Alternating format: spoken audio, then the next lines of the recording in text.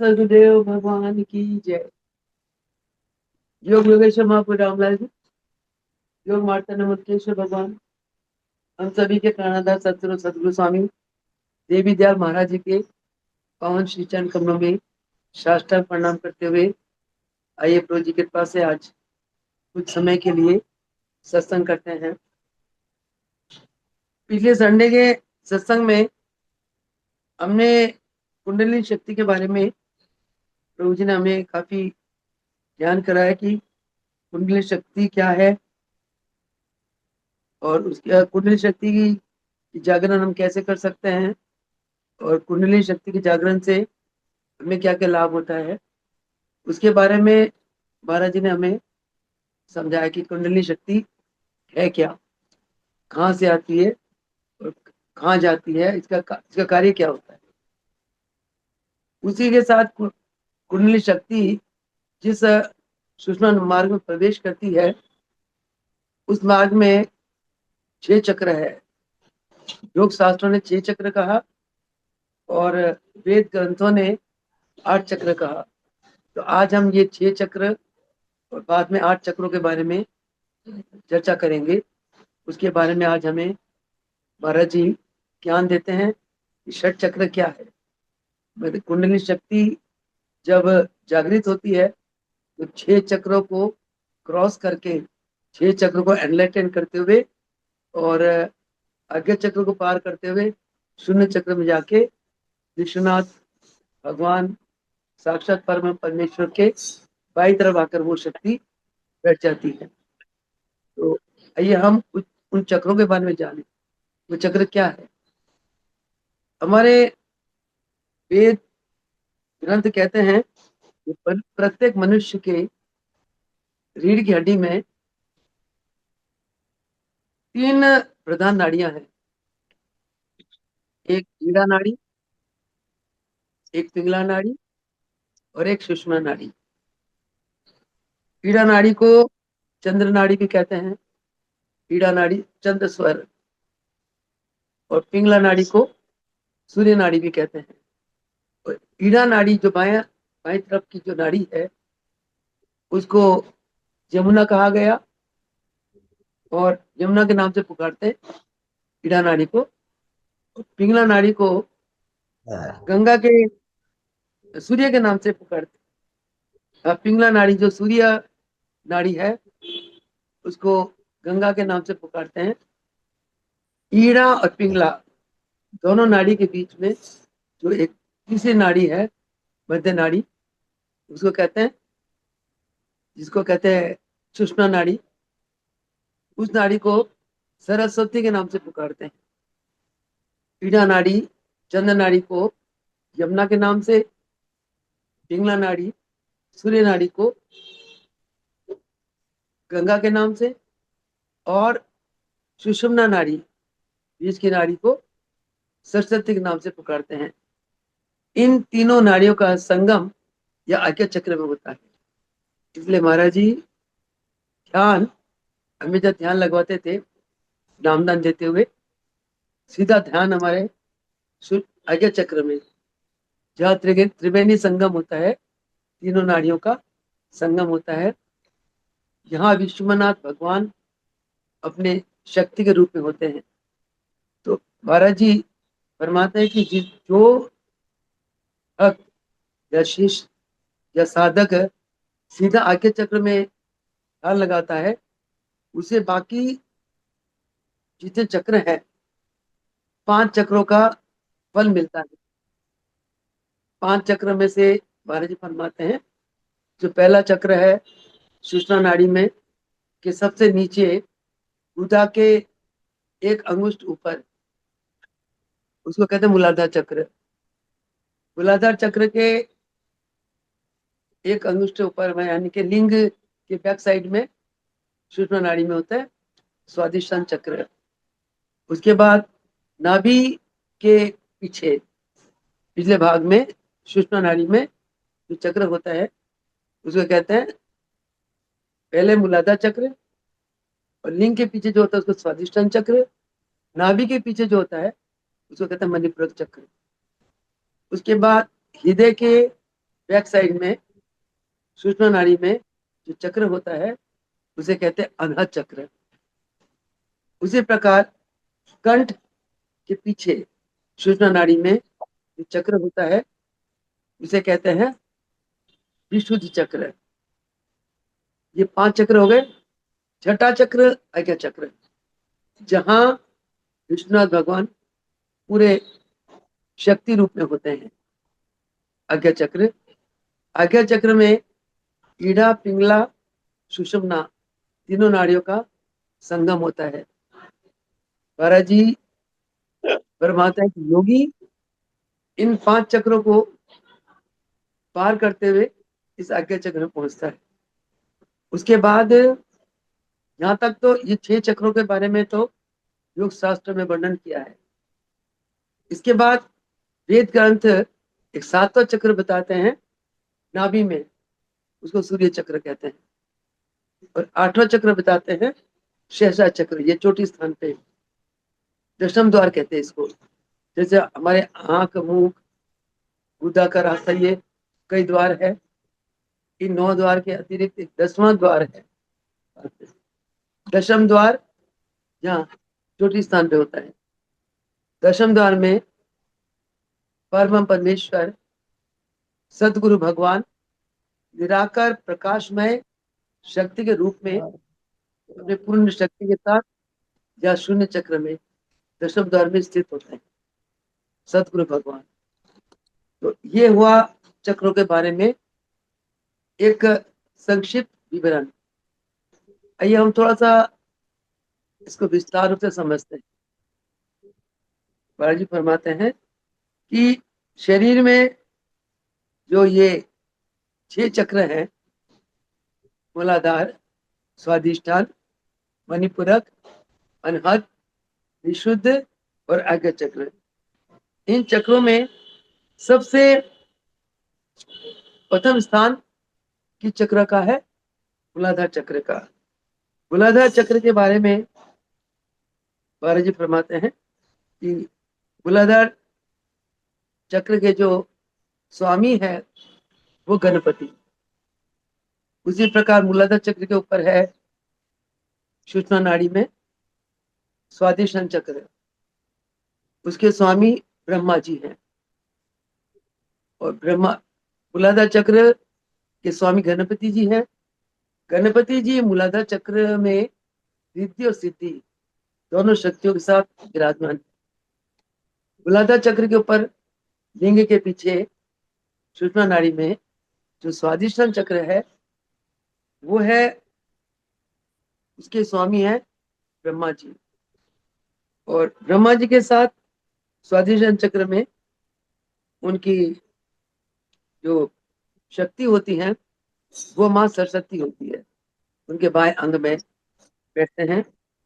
मूलाधार स्वादिष्ठान चक्र के ऊपर तीसरा चक्र है मणिपुरक चक्र। मणिपुरक चक्र में भगवान विष्णु जी होते हैं। विष्णु जी अपनी शक्ति लक्ष्मी के साथ मणिपुरक चक्र में विराजमान होते हैं। उसके बाद अनाहत चक्र, अनाहत चक्र के स्वामी भगवान शंकर है। वो अपनी शक्ति माँ पार्वती के साथ अनाहत चक्र में विराजमान होती है। फिर महाराज जी बताते हैं इसके बाद है अनाहत चक्र के बाद है विशुद्ध चक्र। विशुद्ध चक्र में महाराज जी फरमाते हैं कि यहाँ चेतन आत्मा अपने शक्ति के साथ यह विराजमान होती है। जीव का अविद्या का नाश इसी विशुद्ध चक्र में होता है। कंठ में जो गड़ा हुआ स्थान है, इस स्थान पे विशुद्ध चक्र होता है। और विशुद्ध चक्र का आकार अंगुष्ठ के बराबर होता है और वो दिव्य चेतन आत्मा स्वरूप में विशुद्ध चक्र के दर्शन होते हैं। आत्मा दिव्य चेतन आत्मा के रूप में आत्मा विशुद्ध चक्र में विराजमान होती है। उसके बाद कहते हैं कि जो हमारे आज्ञा चक्र है, आज्ञा चक्र में विश्वनाथ भगवान अपनी शक्ति के साथ विराजमान होते हैं। उसके स्वामी विश्वनाथ भगवान है। आगे चक्र के बाद जो चोटी स्थान पे शेषा चक्र है, वहां सद्गुरुदेव त्रिगुणातीत परब्रह्म परमेश्वर के स्वरूप में अपनी शक्तियों को लेकर शून्य चक्र में अलग अलग चक्रों के स्वामी का वर्णन। और वेदों ने जो सातवां चक्र कहा, आठवां चक्र कहा, ये तो 7 चक्र हो गए। आगे चक्र तक 6 चक्र, उसके बाद यहाँ शेषा चक्र हो गया। 8वां चक्र जो वेदों ने कहा, 7वां चक्र का वर्णन वेदों ने करा और 8वां चक्र का वर्णन भी वेदों ने करा। और 8वां चक्र जो है ना, सूर्य, ये नाभि नाभि में होता है, ये सूर्य चक्र कहते हैं इसको। अब आइए देखें कि मूलाधार चक्र में गणपति जी किस प्रकार विराजमान होते हैं। मूलाधार चक्र में महाराज जी फरमाते हैं कि गणपति जी पीले रंग के एक कमल में, जिसकी 4 पंखुड़ियां होती है, उसके अंदर विराजमान होते हैं। उनके हाथ में गदा, शंख, पद्म ये सब होते हैं। बड़ा शोभायमान उनका मुकुट होता है। उनका मुकुट बहुत स्वर्ण की तरह चमकने वाला होता है, बहुत प्रकाश में होता है। और गणपति जी के दोनों तरफ रिद्धि और सिद्धि 2 शक्तियां होती है। महाराज जी फरमाते हैं, जो योगी भक्त सतगुरुदेव जी के चरण शरण होकर इस मूलाधार चक्र को सिद्ध कर लेता है, वो योगी गणपति जी का स्वरूप बन जाता है। और गणपति जी के सारी शक्तियां, ऐश्वर्य, बल उस योगी में आ जाता है। ये इतनी, ये जो चक्रों के पे ध्यान लगा के योगी जो सिद्धि प्राप्त करते हैं, उसका इतना फल मिलता है। उसके बाद महाराज जी फरमाते हैं कि मूलाधार चक्र के ऊपर लिंग के पीछे आ जाओ, स्वाधिष्ठान चक्र। स्वाधिष्ठान चक्र जिसके स्वामी भगवान ब्रह्मा है, उनकी शक्ति अभी मैंने बताया आपको, उनकी शक्ति है सरस्वती। उनके बाएं अंग में वो विराजमान होते हैं। और ये जो जिस कमल में बैठते हैं, उस कमल का रंग लाल रंग का होता है। उस कमल में 6 पंखुड़ियां होती है स्वाधिष्ठान चक्र में। और भगवान ब्रह्मा जी इस चक्र में 4 वेदों के साथ विराजमान है। वो 4 वेद कौन कौन से हैं? ऋग्वेद, यजुर्वेद, सामवेद और अथर्ववेद। चारों वेद 4 हाथ में लेकर ब्रह्मा जी विराजमान होते हैं। महाराज जी फरमाते हैं, जो योगी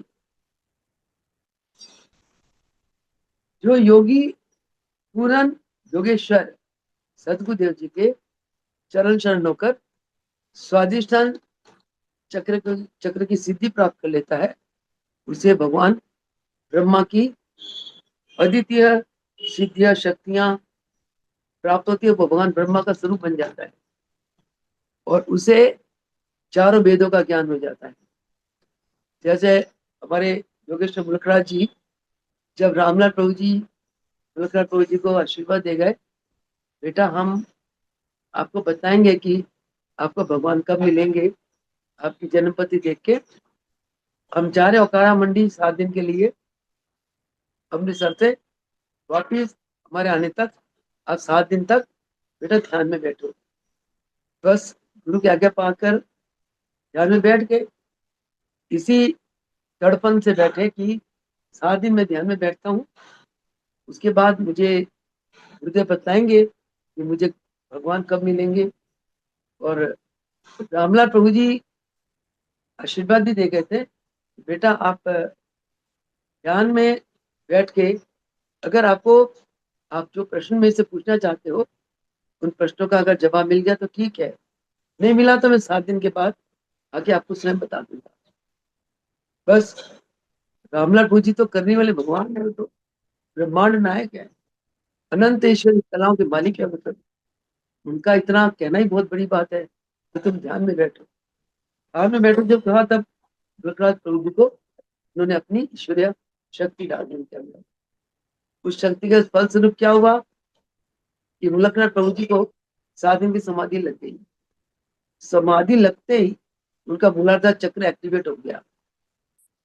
मूलाधार चक्र एक्टिवेट होते ही वो मुलकनाथ प्रभु जी गणपति जी के स्वरूप बन गए। गणपति जी का ऐश्वर्य शक्ति बल उनके अंदर आ गई, यानी कि गणपति जी के साथ मुलकनाथ प्रभु जी अभेद हो गए। और खुली आंखों भी उन्हें जब मुलकनाथ प्रभु जी एक दिन ध्यान से उठे तो एक सांड वो खरबूजा खा रहा था, तो कोई बंदा उसे पत्थर मार रहे थे। मुलकनाथ जी प्रभु जी कहते हैं देखो देखो गणपति जी को सांड खा रहा है और गणपति जी को पत्थर मार रहे हैं। रामलाल प्रभु जी तो जान ही जान है, वो तो बहुत प्रसन्न हो गए कि मेरा बच्चे को मूलाधार चक्र की सिद्धि प्राप्त हो गई। वो स्वयं गणपति जी का स्वरूप बन गया, गणपति जी के साथ भेद हो गया, उसे गणपति जी के दर्शन हो रहे। तो प्रभु जी ने पूछा क्यों, क्या क्या बात है? कहते हैं प्रभु आपकी कृपा से खरबूजे के अंदर मुझे गणपति जी नजर आ रहे हैं, ऐसा लगे गणपति जी को सांड खा रहे हैं। फिर एक पेड़ दिखाई दिया, पेड़ के हर पत्तों में लटकते हुए गणपति जी के दर्शन हो रहे। वो भी उन्होंने अनुभूति बताई रामलाल प्रभु जी को। प्रभु जी बड़े प्रसन्न हुए, देखो मेरे आशीर्वाद से मेरा बच्चे की मूलाधार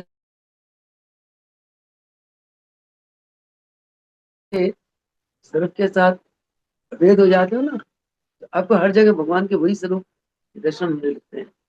तो ऐसा होता है। फिर जब एक बार ट्रेन में जा रहे थे रामलाल प्रभु जी, मुलकनाथ प्रभु जी अपनी नींद में थे घर, उन्हें ऐसा आभास हुआ रामलाल प्रभु जी का एक पैर ट्रेन में है, वो जा रहे कहीं। मुलकनाथ प्रभु जी तड़प के उठे, उन्होंने कहा प्रभु जी मैंने भी जाना है।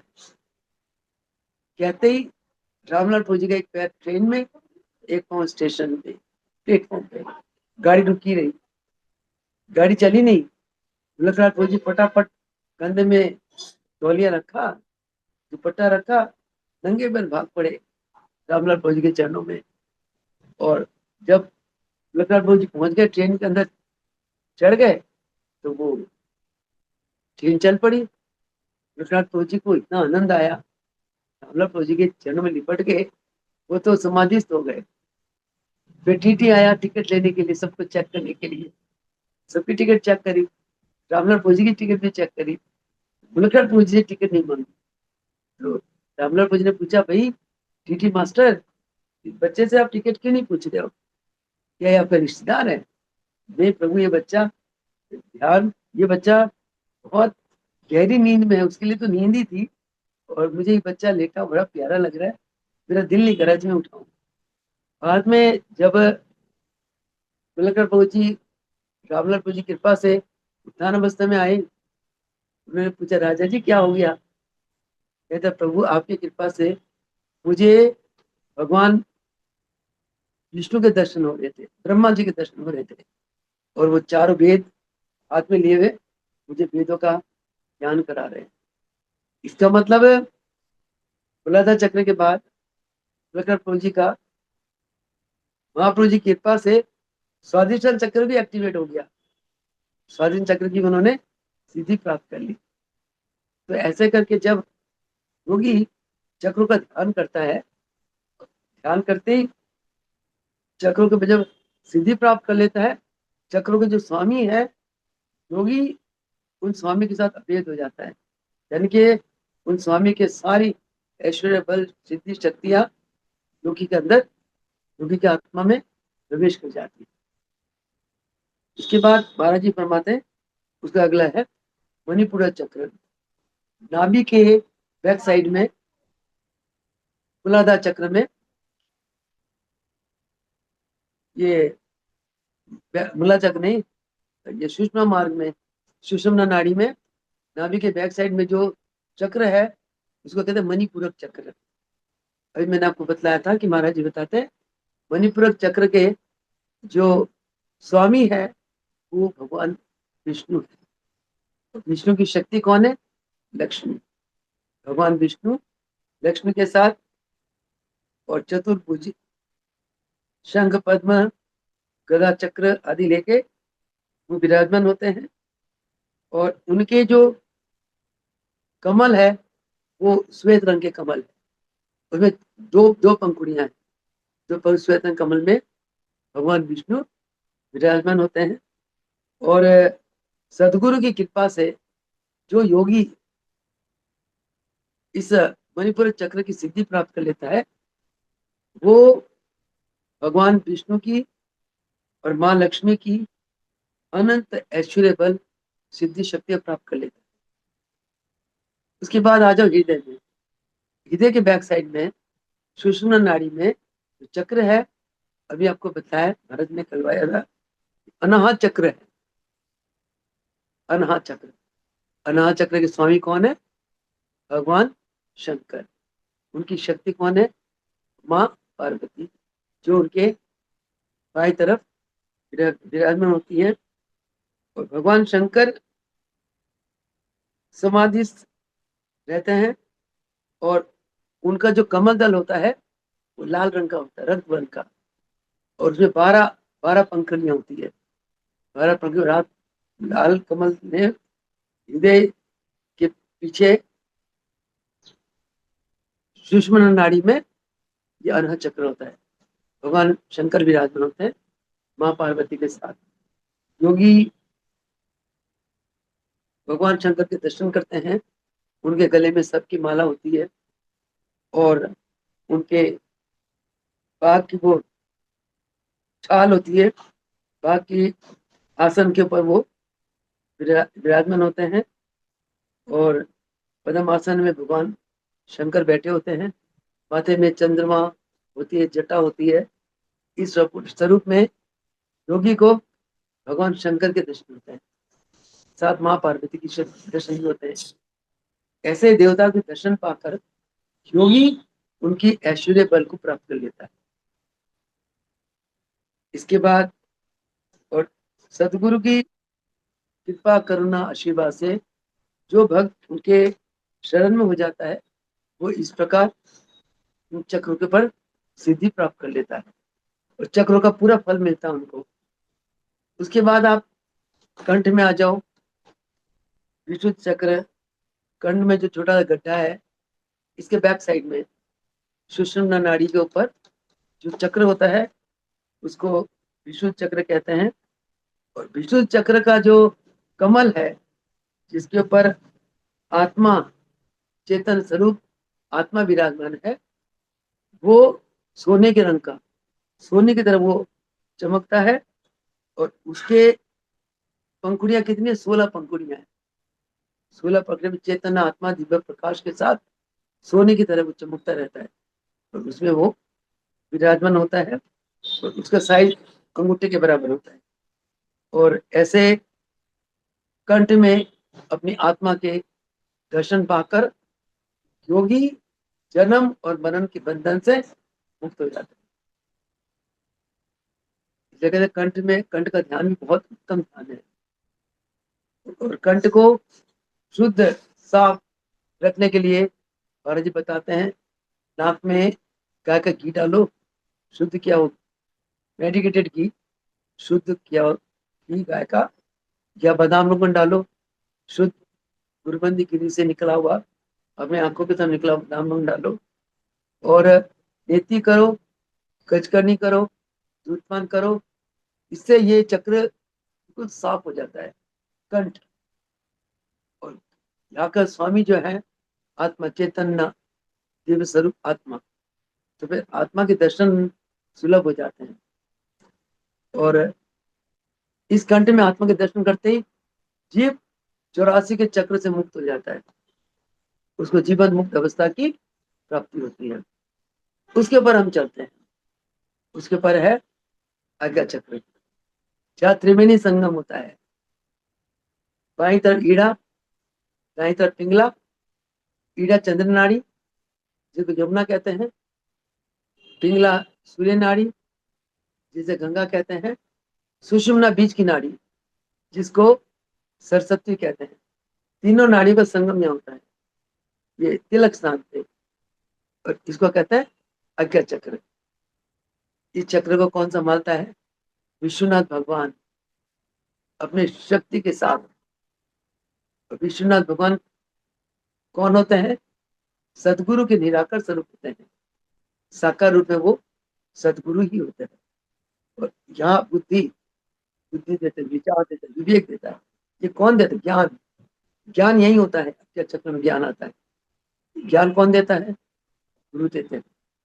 विश्वनाथ भगवान गुरु के रूप में, साकार स्वरूप में यहाँ बैठकर शिष्य को ज्ञान देते हैं। और वो ज्ञान पाकर शिष्य अपने आप को परम परमेश्वर के दिव्य प्रकाश में स्वरूप के साथ भेद कर लेता है। ठीक है, तो ये हो गया आपकी आज्ञा चक्र। और इस आज्ञा चक्र में, आज्ञा चक्र में से दो नाड़ियां निकलती है। वो उस नाड़ियों में अमृत धारा बहती है। योगी खिचड़ी मुद्दा लगाकर यहाँ से अमृत को प्राप्त करता है आज्ञा चक्र से। और खिचड़ी मुद्रा के द्वारा आज्ञा चक्र से योगी, इसको दशम द्वार भी कहते हैं, योगी जो अमृत प्राप्त करता है, अमृत प्राप्त करके योगी अमर तत्व को प्राप्त करता है। उसका जन्म मरण नहीं होता, अमर हो जाता है योगी। यानी कि ब्रह्मलोक में, दिव्यलोक में उसका स्थान होता है। जन्म मरण के चक्कर से वो मुक्त होकर दिव्यलोक में उसका निवास होता है, अजर अमर हो जाता है योगी। ये आज्ञा चक्र में, आज्ञा चक्र की सिद्धि प्राप्त करता है। और खींचने मुद्रा के द्वारा ही आज्ञा चक्र में जो अमृत धारा बहती है आज्ञा चक्र से, योगी को उस अमृत रस की प्राप्ति होती है। और जो 5 चक्रों का जो फल है, योगी जब 5 चक्रों में ना जाकर सीधा आज्ञा चक्र की सिद्धि प्राप्त कर लेता है, तो उसे 5 चक्रों का फल मिल जाता है। इसीलिए मैंने देखा महाराज जी ने जो हमें, मेरे को सन 1972 में, जब मैं 20-21 साल की थी, तब नामदान दिया, तब महाराज जी ने सीधा मेरा ध्यान आज्ञा चक्र में लगा दिया। मैंने पूछा तेरे इष्ट कौन है? मैंने राम कह दिया। राम के नाम से न मंत्र दिया महाराज जी ने, कहते सीधा यहाँ आज्ञा चक्र में ध्यान लगा। और यही ध्यान लगा दिया महाराज जी ने। यह ध्यान लगते ही, जैसे सुषुम्ना नाड़ी का जो लोएस्ट पार्ट है, वहां से लेके यहाँ तक कुछ बहुत एक थ्रिलिंग, आनंद की लहर से निकलने लगी। और आनंद की लहर में मैं खो गई, अंदर चली गई और बड़ा आनंद आया। महाराज जी से शेयर करी मैंने, महाराज जी ऐसी अनुभूति हुई तो हमारे पास प्रसन्न हुए। और मैंने यही फरमाया, बेटा इस ध्यान की अवस्था को बढ़ाते चलो, ताकि ध्यान के रास्ते में आपको कोई जीवन में कोई विघन ना मिले, उसके लिए सेवा करो। क्योंकि हमारे कर्म, जन्मों के कर्म है, कर्म इसी ध्यान के मार्ग में विघन रूप से खड़े हो जाते हैं। फिर हम ध्यान में ऊंचाई में पहुंचने में थोड़ी दिक्कत, कठिनाई आती है। तो ताकि ध्यान के रास्ते में हमें कठिनाई ना आए, उसके लिए हमारे कर्म कट जाए पहले ही, कर्मों को काटने के लिए फिर महाराज जी ने निष्काम सेवा का ज्ञान दिया। निष्काम सेवा के लिए मैंने आज्ञा दी कि बेटा जीवन में हमेशा आपने निष्काम सेवा करना। जितना सेवा करोगे उतने तुम्हारे कर्म कटेंगे, जितने कर्म कटेंगे उतनी ध्यान के रास्ते में तुम्हें कोई विघन नहीं मिलेगा, तुम फटाफट ऊंचाई में चढ़ते जाओगे। तो इसे गुरु ऐसे करके कृपा करते हैं शिष्य के ऊपर। तो कहते हैं कि जो मनुष्य एक बार आज्ञा चक्र की सिद्धि प्राप्त कर लेता है, बैठते उठते सोते जागते सारा दिन उसका मन ध्यान में स्थिर रहता है। संसार की कोई बात उसके मन में नहीं आती। और इस प्रकार हर वक्त ध्यान में रहकर योगी ने जो भी पाप कर्म भी किया है जन्मों से, वो अपने सारे पाप कर्म कटवा लेता है। उसके सारे पाप कर्म दग्ध हो जाते हैं। तभी कहा गया कि धर्म ग्रंथों ने कहा, योग, इसी को योग कहते हैं, कि अपने चित्त वृत्तियों को एक ध्येय में लय कर देना, अनिष्ट कर देना, इसी को ध्यान कहते हैं। कहते हैं कि योगी इस प्रकार के स्नान करके जीवन मुक्त अवस्था को प्राप्त कर लेता है, मोक्ष पद को प्राप्त कर लेता है। कहते हैं आज्ञा चक्र की जो योगी आज्ञा चक्र में सिद्धि प्राप्त कर लेता है, उठता बैठता सोता चलता खाता पीता सारा दिन उसकी जो वृत्ति है ना, वो भगवान के चरणों में लगी रहती है, ईश्वर के ध्यान में लगी रहती है। और इस प्रकार वो पाप कर्म करता हुआ भी उसके सारे पाप कर्म कट जाते। जन्मों के वही परमात्मा है, अगर आपने जन्मों के पाप कर्म कटवाने हैं, ध्यान में बैठो। और नहीं तो हमारे अपने ही पाप कर्म कभी शरीर का कष्ट रूप में आ जाते हैं, कभी परिवार के कष्ट के रूप में आ जाते हैं, जीवन में कई दुर्घटनाएं हो जाती है, शरीर रोगी हो जाता है, मन खराब हो जाता है, व्याकुल हो जाता है। ये सब हमारे अपने पाप कर्म है। तो भाई कहते हैं इन पाप कर्मों को काटने के लिए ध्यान में बैठो और हर वक्त नाम सिमरन में रहो, तब आपके सारे कर्म कट जाएंगे। तो ये हो गए 6 चक्रों के बारे में। तो वेद ग्रंथों ने एक 7वां चक्र के बारे में वर्णन करा। 7 और 8 दो चक्र है। एक 7वां चक्र तो है सूर्य चक्र जो नाभि में है। सूर्य चक्र भोजन को पचाती है, सूर्य चक्र भोजन को पचाकर हमारे शरीर को एनर्जी देती है, शक्ति देती है, सूर्य चक्र। और वेदों ने 8वां चक्र बताया, शेषा चक्र, जो यहाँ चोटी स्थान में बताया। ये शेषा चक्र के बारे में कहते हैं कि शेषा चक्र कहाँ है, जहाँ सुषुम्ना नाड़ी खत्म है, तालू के नीचे। सुषुम्ना नाड़ी ऊपर की तरफ है और ये चोटी स्थान है तालू के नीचे, इस जगह शेषा चक्र है। शेषा चक्र में सहस्र कमल दल है, अनगिनत कमल दल है।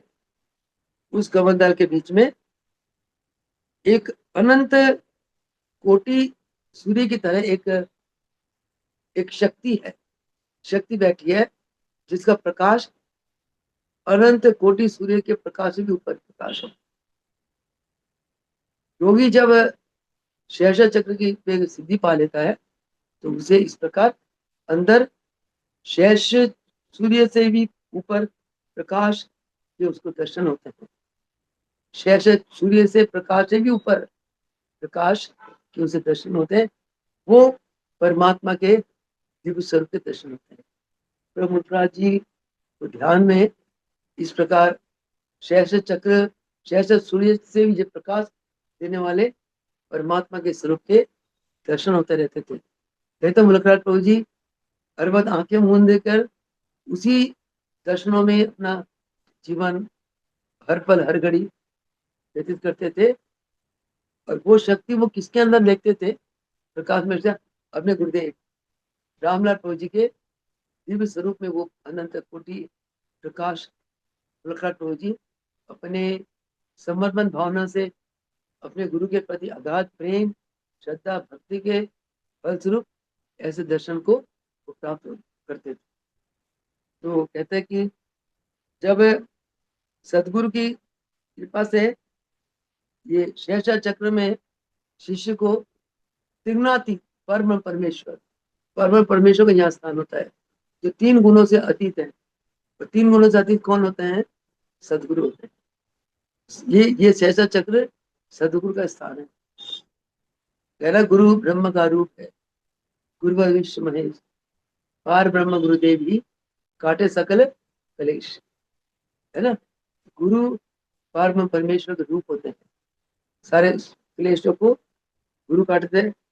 गुरु 3 गुणों से ऊपर होते हैं।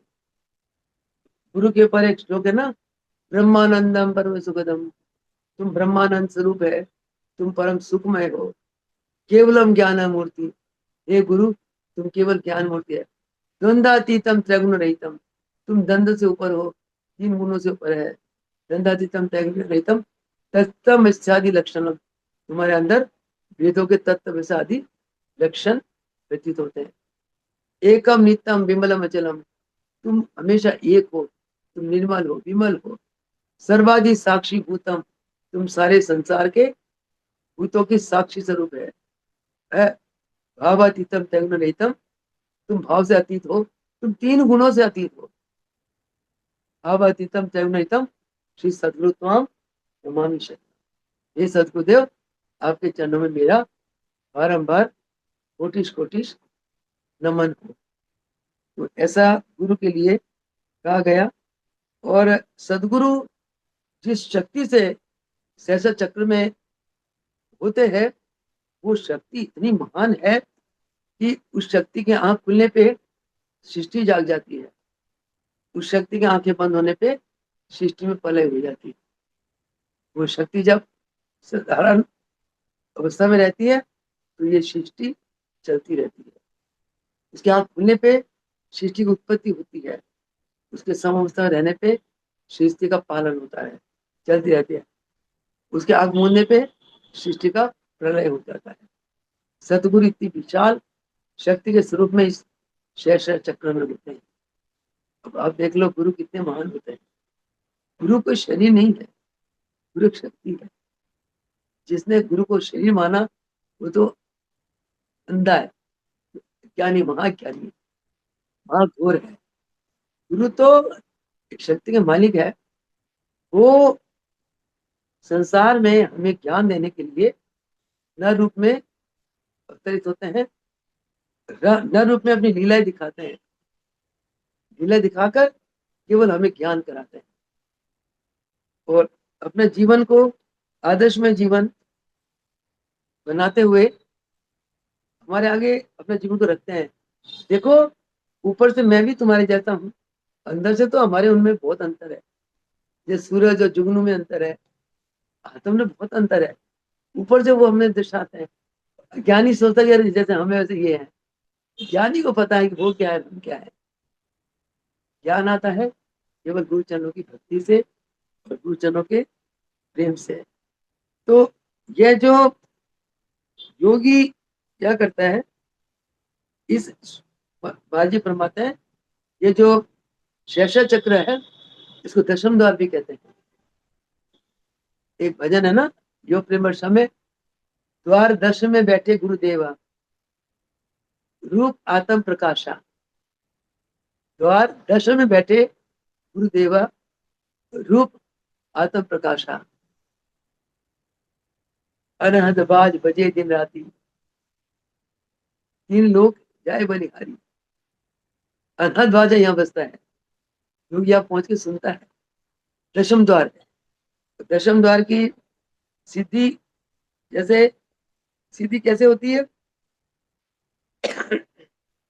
दशम द्वार की सिद्धि के लिए योगी यम नियम आसन प्राणायाम प्रत्याहार धारणा ध्यान को पार करता हुआ जो समाधि में पहुंचता है। जहां योगी सम आदि आदि व्याधि से रहित सम अवस्था में पहुंचता है, वो दशम द्वार को प्राप्त कर लेता है। और दशम द्वार में केवल योगी गुरु सदगुरु भगवान के चरण शरण होकर ही पहुंच सकता है। और दशम द्वार में जब योगी पहुंचता है तो परम परमेश्वर के साथ अभेद हो जाता है। उसे मोक्ष पद की प्राप्ति होती है। मोक्ष का मतलब मोह का क्षय होना। जहां आसक्ति, अटैचमेंट, संसार का विषय भोग, इच्छाएं सब खत्म हो जाती है, जो कहते हैं मोह का क्षय होना। उस अवस्था में योगी पहुंचता है दशम द्वार में। और उसको कहते हैं योगी को मोक्ष की अवस्था प्राप्त हो गई है। जीते जी समाधि अवस्था में पहुंचकर योगी मोक्ष हो जाता है और इच्छा अनुसार अपने कपाल को फाड़कर अंत समय में परम परमेश्वर में जाके मिलता है। योगी परम परमेश्वर से जाकर योगी ऐसा अभेद हो जाता है जैसे बिंदु में सागर अभेद हो जाता है। एक बिंदु सागर में, एक बिंदु जल, एक मुट्ठी जल सागर में डाल दो, वो जल बिंदु सागर का रूप ले लेती है। सागर का उसी प्रकार योगी अपने यहाँ कपाल को फाड़ के दशम द्वार से जाकर परम परमेश्वर जाके उनके साथ भेद हो जाता है। ऐसा हमारे तीनों महापुरुष अभेद है। तभी तो हम पुकारते हैं सुन लेते हैं, हम विचारते सुन लेते हैं, अब याद करते आ जाते हैं, ध्यान लगाते हैं, उनके लिए तड़पते हैं, और मैं सुपन में आ जाते हैं। अब कोई कष्ट आता है हमारे जीवन में तो कौन बचाता है? कल हर्षद दिव्या बता रही थी, कल ही फंक्शन था ना हमारा। हाँ, कल सुबह ने फोन करा, मुझे ऐसे परसों तक तो विश्वास था दिव्या आ जाएगी। मेरी आदत है थोड़ा दोबारा दोबारा ना, जो ज्यादा प्यारे प्यारे है ना, ज्यादा मैं अटैचमेंट रखती हूँ जिनसे, ज्यादा जिनको ज्यादा प्यार करती हूँ, दोबारा कॉल करती हूँ मैं, मेरी आदत है। ऊपर से तो इसको डांटती रहती हूँ, अंदर से प्यार करती हूँ। फिर मैंने पूछा मैं दिव्या आ रही है ना, तो हाँ मैं गिर गई थी, मेरा कुछ कुछ नहीं होता, गिर गई थी कुछ नहीं होता, मेरी हड्डी टूट गई, कड़क बजी, हड्डी टूट गई होगी। डॉक्टर मैं छोड़, मैं डॉक्टर बैठ गए, मैं तो यहाँ आज कर्म कटेगी थे। गुरु के दरबार में गुरु परीक्षा लेते हैं कि मेरा भगत है कितना मेरे प्रति निष्ठावान है। दुनिया में तो कष्ट आते हैं, दुनिया में विघ्न आते हैं, गुरु परीक्षा लेते हैं। अगर हम पास हो गए तो बस, गुरु ने हमें साइन कर दिया, जा तू पास, चल चल सो चल, रब अब हरदम तेरे साथ रहेगा। छोटी सी बात है, मैं रिजघाट में, मुझे परिवार की जरूरत थी। जैसे सीता चांदपुर गई है, तो मैंने 4 परिवार तैयार करे। कईयों को पूछती हूँ, वो अपनी घर की इशू मार देते हैं। वो लोग ना भगत होते हुए भी ना, पुत्र पुत्रे हैं और बहुएं बेटे इनके मुंह में फंसे हुए हैं। उनमें से एक भगत मेरे आंखों के साथ बैठा हुआ है, मैं नाम नहीं लेती, वैसे हमें बहुत बार कहती हूँ नहीं आता। चलो, गुरु इसलिए कहलाते हैं, गुरु अपने चरणों की सेवा देकर उन्हें पाप कटवाना चाहते हैं। तो जिनको मैंने 2-3 बार कहा, वो हमेशा कोई ना कोई इशू लगा लेते हैं। ठीक है, अब प्रभु जी ने कहा छोड़ पड़े इसको, जब वो इतनी माया में फंसी हुई है तो क्यों उसको बार बार कहती है, छोड़ पड़े। फिर एक भगत के लिए मेरे मन में आया, तो मैं इसको करती हूँ। वो तो इतना गदगद हो गई, कहते हैं प्रभु जी ने मेरे बच्चा 4 साल से नौकरी में नहीं था, उसको नौकरी दिला दी थी, बढ़िया नौकरी लग गई, और मैं तो बहुत खुश हो रही थी प्रभु जी की चरणों के लिए, मैं कब सेवा में आऊँ, प्रभु जी मुझे कब बुलाएंगे। मैं बिचारी कर दे, आपका फोन आ गया, इसके बाद वो मिनटों में कूद के तैयार हो गई। पिछले फ्राइडे की बात है, वो शनिवार गई, तो मैंने कहा भैया 1 हफ्ते का टाइम दे दो, एतवार तक। एतवार को दूसरा परिवार आ गया तो मैं एतवार को चले जाना। आज लोग चले गए, वो वहां 7-8 दिन रहे। उनको कईयों ने ना थोड़ा डराया, और रात को चोर आ जाते हैं। मैं कहा तुमको डर लगा? कहते नहीं नहीं, आपने भेजा ना, तो उसने भेजा सेवा के लिए, डर गए का। मैं कहा वो डरा नहीं रहे थे, प्रभु जी आपको परीक्षा ले रहे थे। देखो दरबार में आकर अब डरते तो नहीं हो, कल को दरबार से विमुख तो नहीं हो जाओगे। मैं कहा अब तुम पास हो गई। कहते नहीं नहीं, हमें कोई नहीं डर लगा, बड़े मजे से बड़े आनंद से रहे। और आज तो ऐसा लग रहा था कई भगत और भी आ गए, आज ऐसा लगा चहल पहल, लंगर चल रहा है, पाठ पूजा हुई, सत्संग करा, आनंद लिए, दरबार की खूब सेवा करी। बारिश के कारण जब हमने गंगा जी थोड़ा ऊपर आ गई, तो गुफा में पानी भर गया, उसके बाद आप पंप लगा के पानी निकाल रहे थे। तो यही तुम्हारी कमाई है, ये पुण्य कर्म है, आड़े वक्त में ये कर्म तुम्हारे काम में आएंगे। और ऐसे सेवा करोगे, यम भी तुम्हारे नेड़े नहीं आएगा।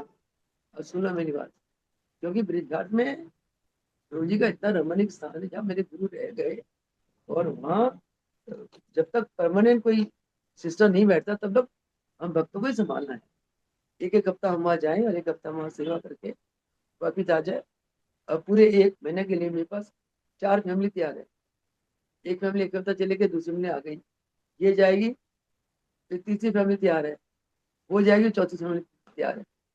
आज जो फैमिली मैंने तो कहा, मैं कि बेटा प्रभु जी तुम्हें खूब भरेंगे, खूब मेरा आशीर्वाद, प्रभु जी का आशीर्वाद मिलेगा। तुम महीने में 7 दिन चुन लो ब्रिज घाट। 4 फैमिली अगर 7 दिन चुन ले ब्रिज घाट, एक तो पुण्यक्रम हो जाएगा, एक वहां पे तो हमने यहाँ बहुत ध्यान भजन करा, एक तो संसार के झमेलों से आत्मा दूर हो जाएगी, आत्मा में कमाई मिलेगी, मोह माया से दूर रहोगे, भजन करोगे। एक तो वो अपनी आत्मा का कल्याण, एक गुरु का आशीर्वाद, एक गुरु की कृपा, तो धर्म में सेवा करोगे, तुम्हारे कर्म कटेंगे, तो फायदा ही फायदा वहां जाने का। तो इसलिए तो प्रभु जी की बहुत कृपा है, तो महाराज जी फरमाते हैं कि ऐसा अगर, और जो इन सेवाओं से इन तीर्थ स्थान में जाकर रहकर अपनी आत्मा के कल्याण के लिए अभ्यास करता है, वो तो समाधि तक पहुंच जाता है। जो समाधि तक पहुंच गया, समझो कि वो पार्थ परमेश्वर के साथ भेद हो गया। उसके दोबारा जन्म मरण की कोई चिंता नहीं, जरूरत ही नहीं है। फिर वो संसार के कल्याण करने के लिए अपनी इच्छा से अवतार ले तो ले, ये तो मस्त रहता है। अब तीनों गुरुओं ने तो ब्रह्मलोक के निवासी है, अपनी इच्छा से अवतार लिया ना इन्होंने, हमें राह दिखा गए, हमारा कल्याण कर गए। फिर आग हमारे अंदर की जोत जला गए। जोत में घी तेल डालना तो हमारा काम है ना, पुरुषार्थ करना तो हमारा काम है। वो तो रास्ता दिखा गए, जोत जला गए, जला के अपने लोक में चले गए। ये तो हमारी मूर्खता है अगर हम ज्योत को मेंटेन ना करें, हम अभ्यास ना करें, नाम सुमिरन ना करें, सत्संग ना करें, सेवा ना करें, गुरु दरबार में ना जाए, मोह माया में परिवार में फंसे रहे, ये तो हमारी मूर्खता है। तो इंसान अपनी रास्ता अपने पुरुषार्थ से खुद बनाता है। भाई फरमाते हैं जो पुरुषार्थी होते हैं, हम उनके साथ होते हैं। अंग्रेजी में कहावत है, God helps those who help themselves. भगवान उसी की मदद करता है जो अपनी मदद खुद आप करता है।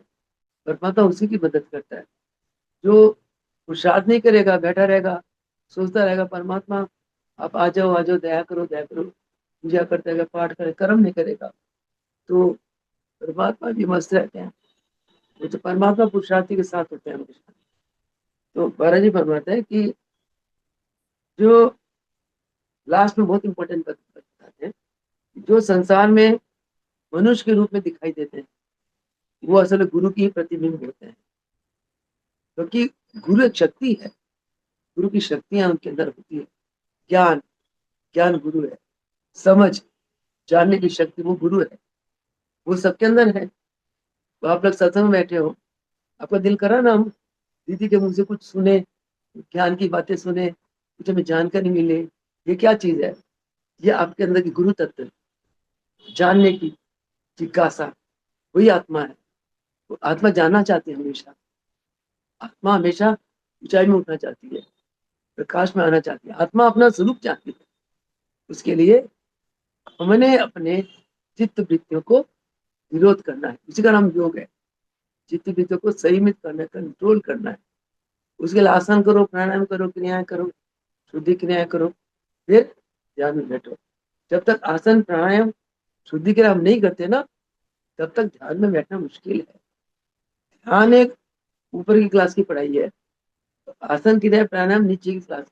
जब तक तुम नीचे की क्लास की पढ़ाई नहीं पढ़ोगे, ऊपर क्लास की पढ़ाई कैसे समझ आएगी? नहीं आएगी। पहले नीचे से चलो, आसन करो, प्राणायाम करो, फिर जितना हो सके सुबह करो, शाम करो। महापुरुष तो कहते हैं हमें योगाभ्यास 4 बार करना चाहिए। 4 बार ने, 3 3 ने, 2 बार तो करो ही करो, इससे अपना कल्याण होता है। आसन करने से दिमाग से एक ऐसा रस निकलता है जो रस आपको रिलैक्स करता है, आपको आनंद देता है। उस आनंद में एक ऐसा रस निकलता है जो रस आपको इम्यूनिटी को बढ़ाता है और आपको निरोगी करता है। तो आसन क्रिया प्राणायाम जो है ना, ये समाधि तक पहुंचने के लिए आधार, जड़ है। जड़ को हम करते नहीं है, अगर जरूर है। हम कहते महाराज जी करेंगे, महाराज जी करेंगे, महाराज तो करेंगे। महाराज ने हमारे आगे थाली तो भर के रख दी है, हम आगे हाथ नहीं बढ़ाएंगे तो पेट कैसे भरेगा? कर्म तो हमें करने ही है। कहते हैं कि सारा संसार जो है ना, गुरु का प्रतिबिंब है, और अपने गुरु की कल्याण के लिए भगवान खुद गुरु बन के आते हैं। जैसे भगवान कृष्ण गुरु बन के आए, अर्जुन को ज्ञान दिया, और भागवत की रचना हो गई, 18 अध्याय की रचना हो गई। भगवान कृष्ण ने गीता गीता का रचना करा, 18 अध्याय गीता का लिख डाला। केवल वो ज्ञान, ज्ञान देने वाले तो गुरु होते हैं। भगवान कृष्ण भी गुरु रूप में है। उसी प्रकार सतगुरु के शरण में होकर जो शिष्य 60 चक्रों को भेदन करके समाधि अवस्था में पहुंचता है, वो दिव्य जीवन को प्राप्त करता हुआ अपना भी कल्याण करता है और संसार का भी कल्याण करने वाला बन जाता है। जैसे महापुर रामलाल जी ने समाधि अवस्था को प्राप्त करके अपना कल्याण तो कराई, तो लीला दिखाया उन्होंने कि अष्टांग योग करके मैं अपना कल्याण कर सकता हूँ, संसार का कर सकता हूँ, तुम क्यों नहीं कर सकते हो। उसी प्रकार उन्होंने अपने शक्ति को मुलकट को दे दिया, दिखाया कि भाई हम अपने जैसा किसी को भी बना सकते हैं। कोई काम कराया उनसे जो खुद करके गए। मुलकट प्रभु ने फिर राम देवीदास प्रभु जी को अपना रूप बनाया, ये दिखाने के लिए भाई एक शिष्य जो इतना समर्पित है गुरु का रूप बन सकता है, तुम क्यों नहीं बन सकते। फिर ये भी दिखाया कि तीनों गति, हम कहे कि भाई हम गृहस्थ में हैं, हम नहीं कर सकते, आप तो ब्रह्मचारी हो, वो भी नहीं दिखाया उन्होंने। उन्होंने तीनों महापुरुषों ने अपने आप गृहस्थ रूप में लीला करी। देखो गृहस्थी में रहकर हम लोग ऐसे कर सकते हैं, तुम क्यों नहीं कर सकते हो, तुम भी कर सकते हो, तुम करो इसको काम को। इस प्रकार प्रभु जी हमें आदर्श में जीवन दिखा गए, तो हमें उनके जीवन को अनुसरण करना चाहिए। कहने का सार है कि जितना हो सके हमें ध्यान, भजन, सेवा, सत्संग, सिमरन, स्वाध्याय कुछ ना कुछ करते रहना चाहिए। मतलब संसार में रहो और जैसे पानी में कमल का पत्ता है, निर्लेप होकर रहो, अपना कर्म करो, अपना टारगेट, अपना लक्ष्य वही रखो। तो मैंने समाधि योग तक पहुंचना है, समाधि अवस्था को प्राप्त करना, यानी क्या है, अपने चेतन स्वरूप को उस महाचेतन स्वरूप के साथ भेद करना है और जीवन मुक्त मोक्ष अवस्था को प्राप्त करना है। इन्हीं शब्दों के साथ आज के सत्संग को समाप्त करती हूँ। गुरुदेव भगवान की जय, योगेश्वर महापुर रामलाल जी की जय, मुकेश्वर भगवान की जय, ससुर भगवान